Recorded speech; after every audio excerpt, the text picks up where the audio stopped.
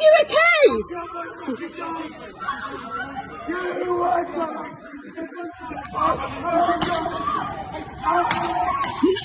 Don't shoot!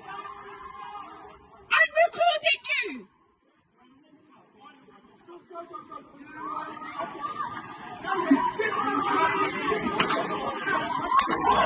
You killed them!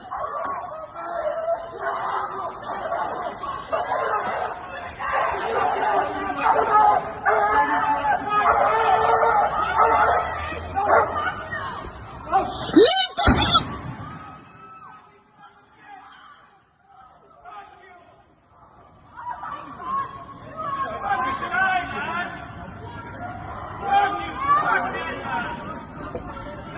Bro, if you can explain to the followers how that night started, how it all happened.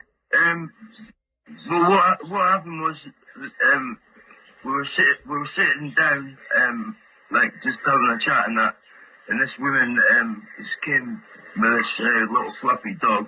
Is it the woman who started screaming? Is that the same woman? Yeah, my two dogs went over to sniff it, and she's pulled the dog up with a lead, and it's dangling in the air. You know what I mean?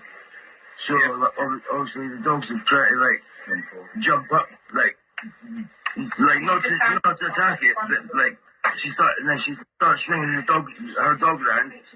So the dogs were like messing about. My mates ran up and grabbed the harness and managed to pull them away. Yeah. And then next, yeah, she was screaming her head off. She's phoned the police. I've tried to walk away because I live on a boat, so I've tried to walk away and get the dogs on the boat. And I got followed by like I don't know about 40 coppers, man.